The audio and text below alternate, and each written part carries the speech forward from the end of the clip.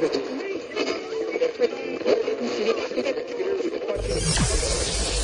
ready for unique, rare, and little-known treasures from the golden age of radio. You're listening to The Amazing World of Radio with Adam Graham. Welcome to The Amazing World of Radio. From Boise, Idaho, this is your host, Adam Graham. If you have a comment, email it to me, box13@greatdetectives.net. Well, now it's time for us to open our next Christmas program. And for this one, I asked our Patreon supporters to choose which great comedy team would they like to hear from. Bud Abbott and Lou Costello, or Dean Martin and Jerry Lewis. The listeners voted, and the overwhelming winner was Abbott and Costello. The original air date is December the 23rd of 1948, and it's from their ABC program. And let's go ahead and take a listen. Hey, Abbott, what time is it? It's time for the Abbott and Costello Show. We're on the air for ABC here in Hollywood. Well, what are we waiting for? Let's go with the Abbott and Costello Show.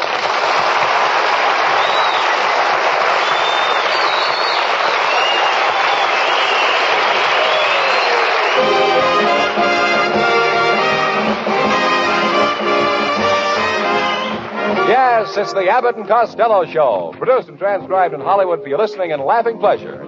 Chuckles with a carload and music by Matty Malnick. So hold on to your chairs, folks, for here they are, Bud Abbott and Lou Costello.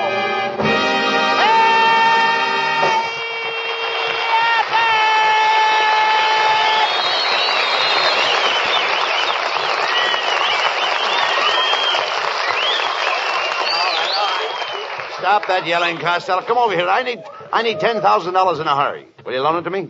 Ha ha! Haven't got that much, huh? Well, how about 8,000? Ha ha ha ha! How about 5,000?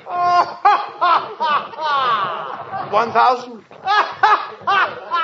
Costello, when are you going to stop that laughing? When you get down to about $3.25. I should have known better. If you stopped chasing girls, you'd have money. I don't chase women, Abbott. I'm repulsive to women. Repulsive to women? Who told you that? Women. What? Haven't you ever had a real girl, Lou? Oh, yes, I have. Once, Abbott. Her name was Mabel Kumquat. Dear old Mabel Kumquat. Sweet kid. Not bad.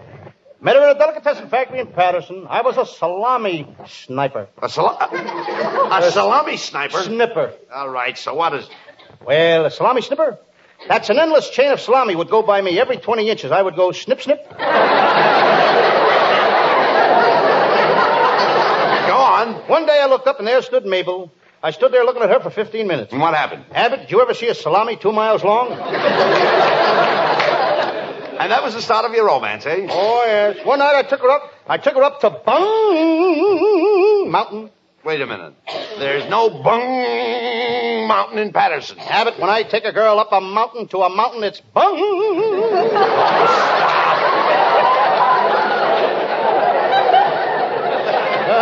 Then we became engaged. I slipped the ring on her finger. I didn't have a ring, so I used a cigar band. Where did you get the cigar band? Mabel happened to be smoking a White Owl at the time. I know it was a White Owl. I could smell the feathers.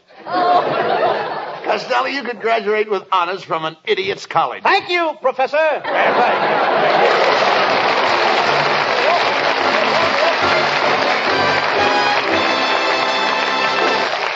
Hey, wait a minute, boys. Here's a serious-looking fella trying to get a word in edgewise. Let's see what he has to say.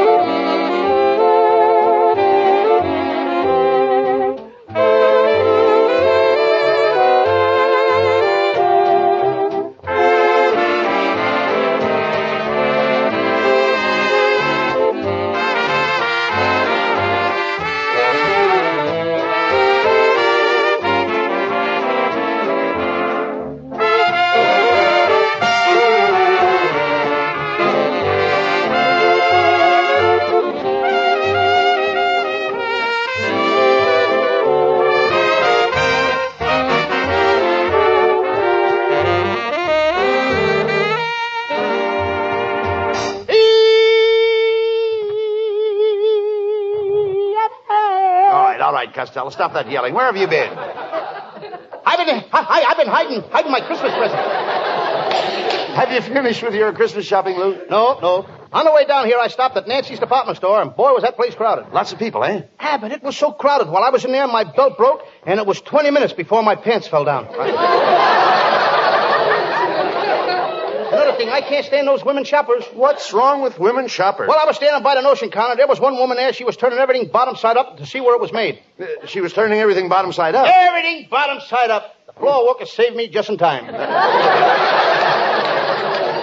Never mind that. Would have got me for $1.94. Look, Lou, skip that.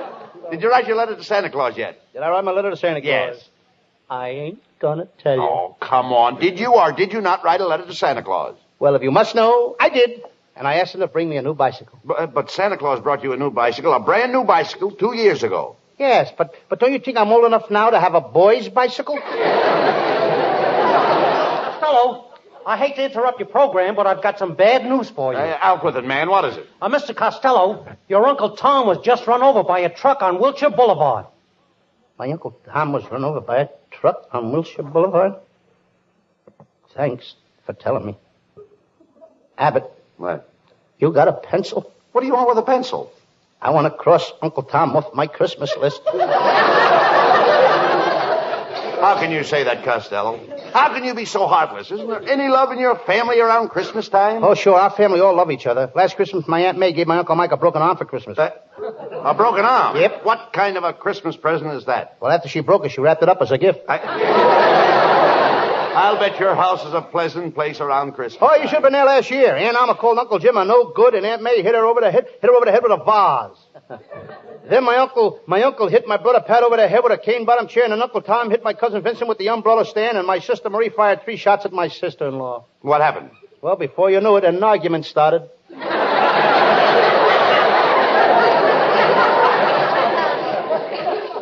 I want to tell you something, Abbott, and speaking of arguments, what are you going to get your wife for Christmas? Well, I gave her some money. She wanted to buy herself a new corset. Lovely. Yes, but she can't seem to find one that will fill her budget. She's so fat, nothing would fit her budget. Costello, my wife is just pleasantly plump. She's not fat. That reminds me, Abbott. My sister would like to borrow one of your wife's stockings to hang over the fireplace on Christmas Eve. What does she want with one of my wife's stockings? She's expecting a grand piano. Are you trying to insinuate that my wife Betty is fat? Well... Did you ever see her in a bathing suit? Yes, I have. Repulsive, isn't it? Wait a minute. Who put that in this script? I told you, Abbott, you should have bought those writers presents.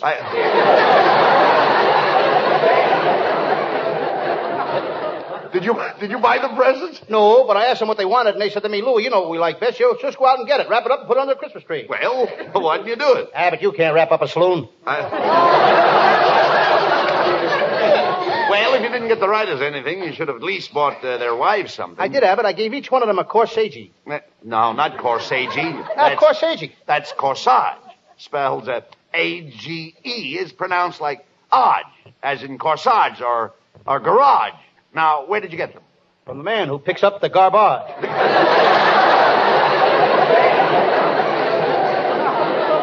Well, I gotta go now, Abbott.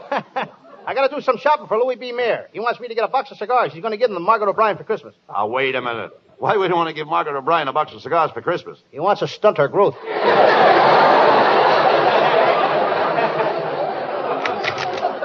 All right, Costello, that did it. Now I'm going to tell you what I think of you. You're the lousiest comedian on the radio.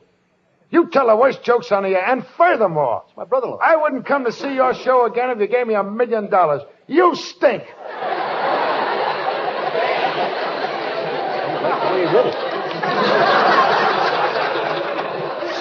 Sounded good, Lou. This guy means it. Tough guy, huh? You want to step outside and say that? Certainly I'll step outside and say it. Why? Well, there's a lot of people out there in front that couldn't get in the studio. Maybe they'd like to hear it, too. That's what I thought. You're a yellow rat. A yellow rat, that did it. I'm not taking that sitting down. Oh, you're not, eh? No. He got me, Abbott. Where'd you get you, Costello? As I said before, I'm not taking this sitting down.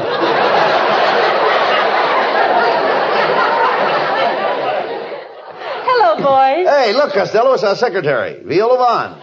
Well, Costello, I didn't expect to see you here tonight. I thought you'd be up at the North Pole looking for Santa Claus. Nah, it's too cold up there. My Uncle Jim moved up there to the North Pole. Last I heard of him, he was keeping company with a girl polar bear, and he was going to get married. To a girl polar bear? What stopped them? Her parents objected. If I remember right, your Uncle Jim took your cousin Vincent to Alaska with him, didn't he? Yes, and one day Vincent was fishing for whales. He hooked one and started to pull in his line. Then the whale pulled, then Vincent pulled, then the whale pulled. Where's Vincent now? I don't know, but every time I get a postcard from him, he sends regards from Jonah. Viola, you look so pretty. Why don't you and I step out together after the show? I'm in a gay mood tonight. I'm feeling my oats. Yes, Abbott. Have you been out to lunch with Trigger again?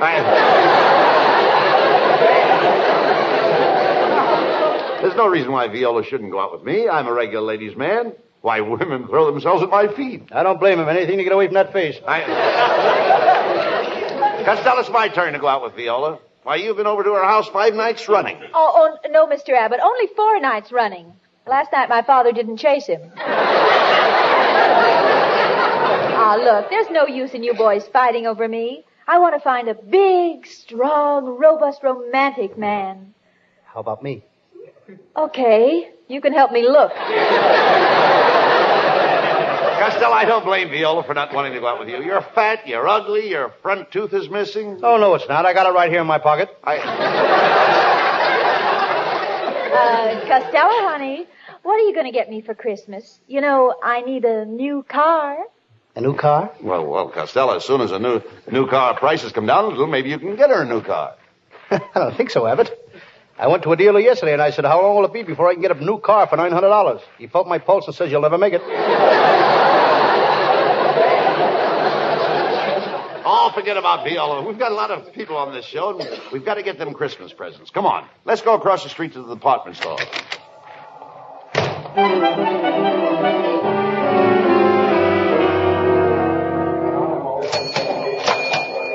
Gee, this store is crowded. Look over there. It's our band leader, Matty Malnick. Hiya, fellas. I'm looking to buy some records. Costello, do you know where the music department is? No, I don't. Well, you take down this aisle to the escalator, then you take the escalator to the next floor, then you go towards the front of the store. Just a minute, wait a minute. You asked me. I asked you what? How to get to the music department. Well, you go down this aisle to the escalator, then you're right in. Come on, now, get out of here. Matty Malnick. Now, look, Costello. Some musician. He just don't give a toot. Look, Costello. Costello, there's Santa Claus in the toy department. Hey, come on over there. I want to talk to him. Are you Santa Claus? Yes, I'm Santa Claus. Yes, little man. Oh! What's the idea of kicking me in the leg? That's for last year.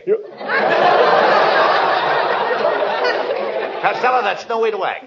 Santa Claus is here to find out what you want for Christmas. Now, go ahead and tell him what you want for Christmas. Gee, Santa Claus, I wish that Christmas morning I could find Rita Hayworth in my stocking. With those fat legs of yours, you'd have plenty of room for the Andrews sisters. Say, Santa Claus, that was pretty good. Oh, it's nothing. I tell those jokes all the time up at the North Pole. Who's your straight man? A penguin. You want to trade? No, I don't want to trade. I'm too fond of this penguin. I keep him in a bottle of ink. Oh, a fountain penguin. Santa Claus. Costello's just a kid at heart. He craves affection. The thing for you to do is mother him. Oh, well, that's different. Sure. Here. Come on, get up on my knee, fat boy. Now, put your head under my beard. Now I've got you. Santa Claus! Santa Claus, what are you doing? I told you to mother him. Oh, I thought you said smother him.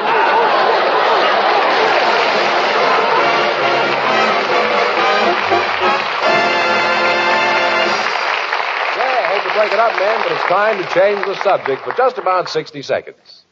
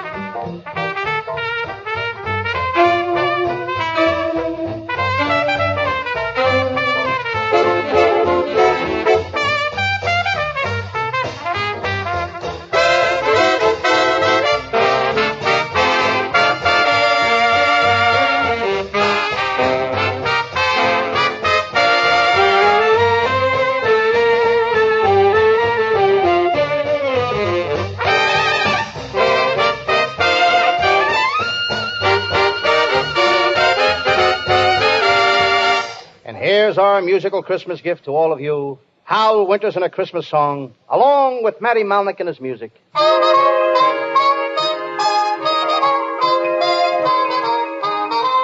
Oh, the weather outside is frightful, but the fire is so delightful. And since we've no place to go, let it snow, let it snow, let it snow. It doesn't show signs of stopping, and I brought some corn for popping. The lights are turned way down low. Let it snow, let it snow, let it snow. When we finally kiss goodnight, how I'll hate going out in the storm. But if you'll really hold me tight, all the way home I'll be warm. The fire is slowly dying, and my dear, we're still goodbying. But as long as you love me so, let it snow, let it snow, let it snow. When we finally kiss goodnight, how I'll hate going out in the storm. But if you'll really hold me tight, all the way home I'll be warm.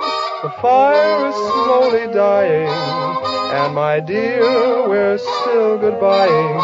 But as long as you love me so, let it snow, let it snow, let it snow.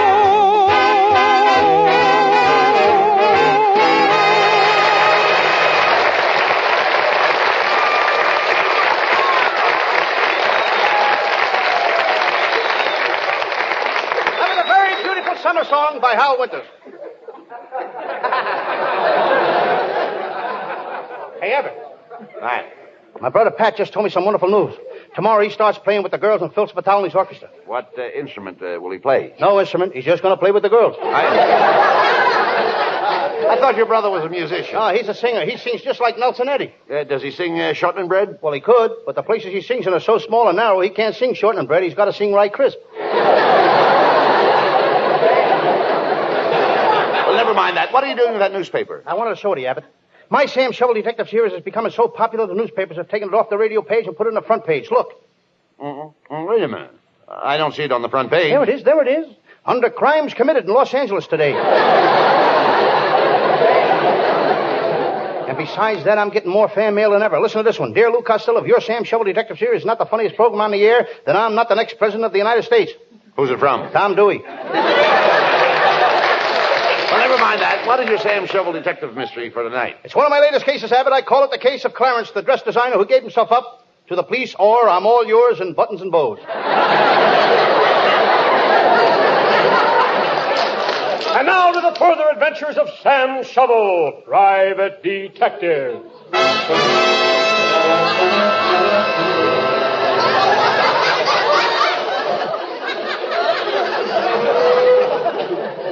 Yes, I'm Sam Shovel. Sam Shovel, private detective. I'm sitting here in my little office. It's mighty chilly in here. I think I'll throw another log on the fire. Every time I build a log fire in my office, the landlord complains. Maybe it's because I have no fireplace. I pick up the newspaper. I drop it on my desk. It was the Mirror.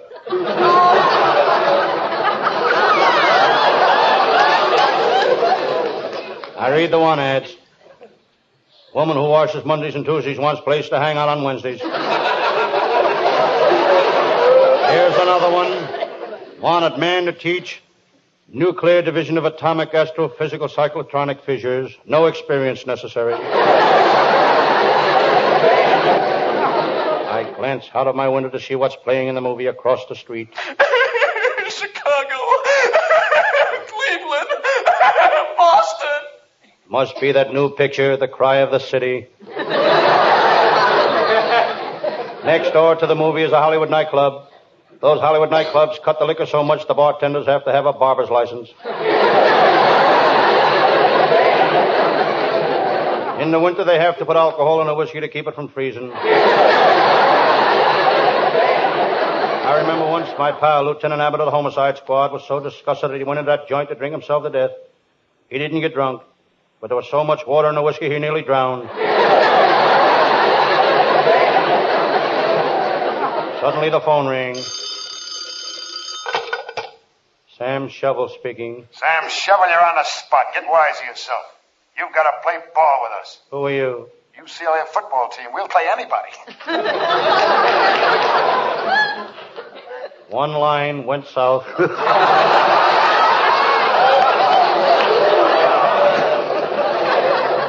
I look out the window again. Crowds, nothing but crowds. Everybody doing the last-minute Christmas shopping. The crowds give me an idea. I'm going to write to my congressman and have him change Christmas to April. The stores aren't so crowded then. In the crowd, I see my pal, Lieutenant Abbott. Abbott is the cheapest guy in the world, all year round.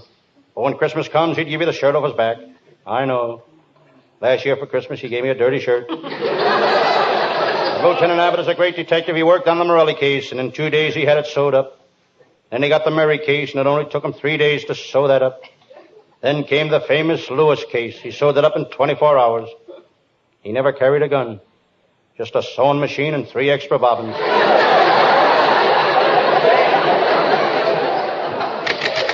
Hello, Sam Shovel. Sam, tomorrow's Christmas Eve, and I dropped in to find out what you want for Christmas. Well, I live just a stone's throw from Hetty Lamar's house, and my bedroom window is just a stone's throw from her window. What do you want for Christmas, Sam? A stone. Lieutenant, why don't you send me some mistletoe so I can kiss the girls under it? That's not mistletoe. That's mistletoe. Missile, not muscle. When I want to kiss a girl, I gotta use muscle.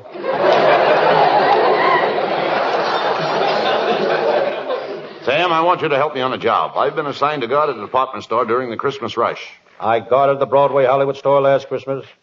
I put a man on the 5th Street door, a man on the Broadway door, a man on the 6th Street door. How did you make out? They didn't lose a single door. But all the windows were stolen. Come on, Sam. We're going down to the store right now.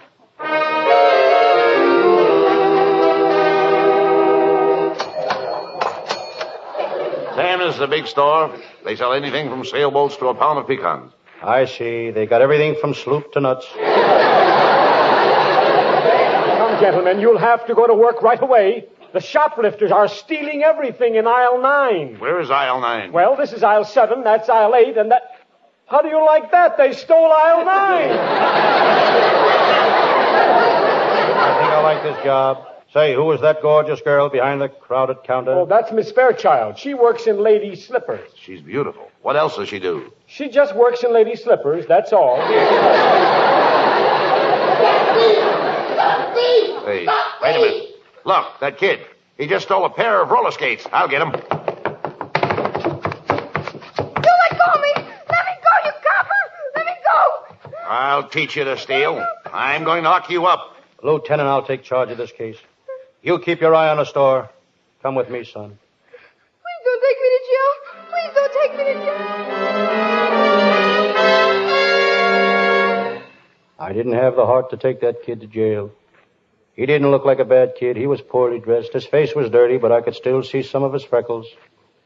His name was Johnny. I took him to my little office and sat him down in a chair.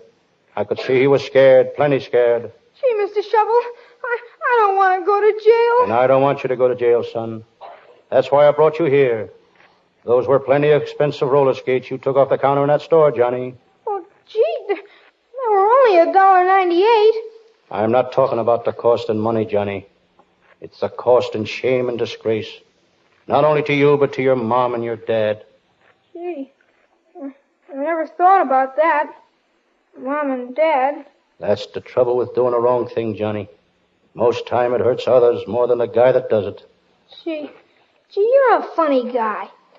You're supposed to be a detective, a cop.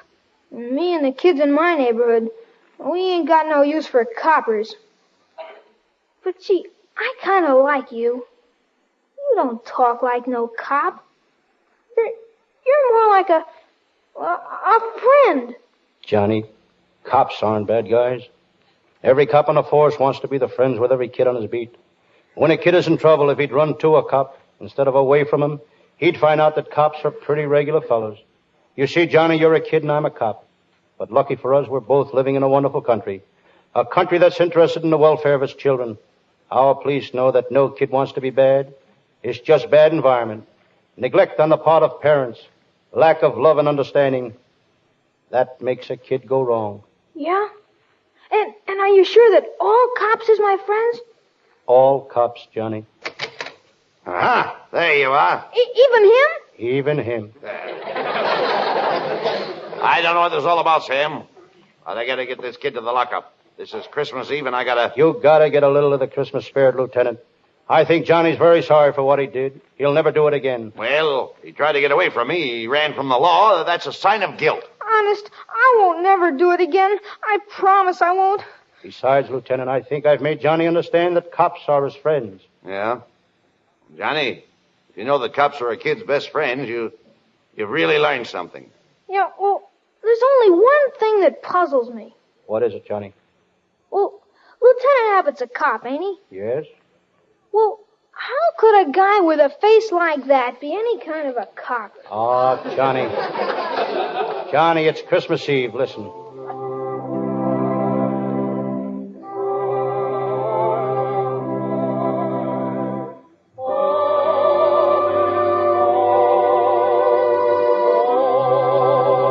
Well, it's Christmas Eve again. I promised my wife I'd be in church, saying my prayers, singing hymns.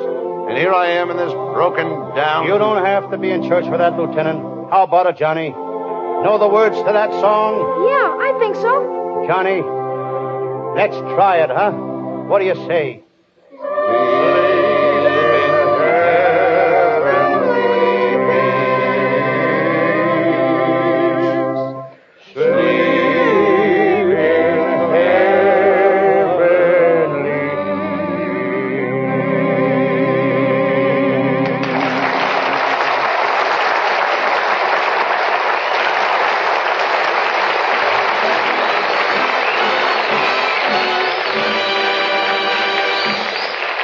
Costello will have the last word as usual. But before they do, we'd like you to ponder this.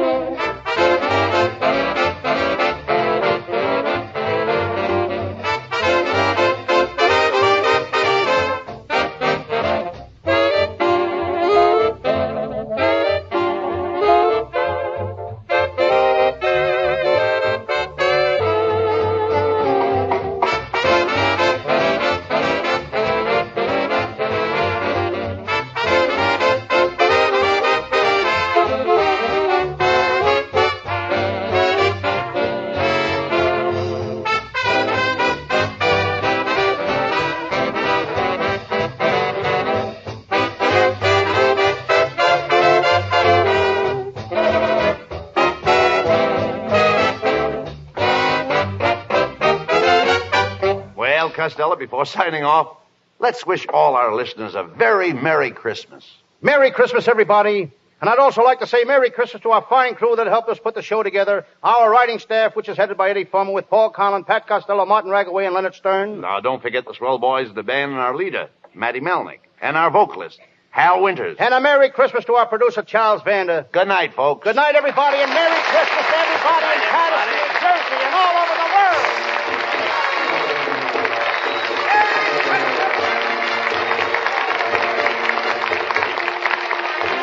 Listen each Thursday night at this time for another great Abbott and Costello show, produced and transcribed in Hollywood. And be sure to stay tuned for the outstanding entertainment which follows throughout the evening on this ABC station.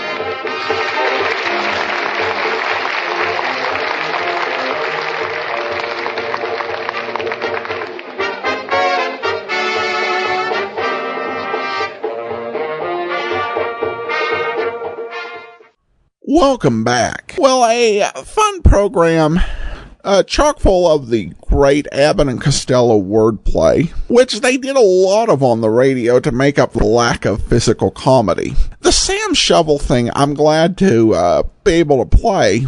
It was essentially a attempt to riff on the radio detective programs, which were so big. 1948 was probably the height of it. It's not really satire, and probably most of it is pretty absurd to be making fun of something specifically about detective programs. This one is a bit different, and there is a nice shift towards the end. Even though it might seem odd to modern day listeners, there was a big concern about juvenile delinquency after World War II. And Lou Costello was very much intimately involved in efforts to combat it and to really help kids out.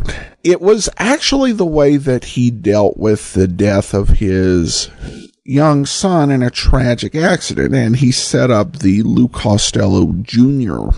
Foundation and did a lot of work with kids and a lot of good for them over the course of the rest of his life. Well, that will be all for today. I am recording this on December the 4th, so I don't know what my listeners are actually going to vote for Thursday's show, but I can promise there will be music. Join us on Thursday for the next episode of The Amazing World of Radio. From Boise, Idaho, this is your host, Adam Graham, signing off.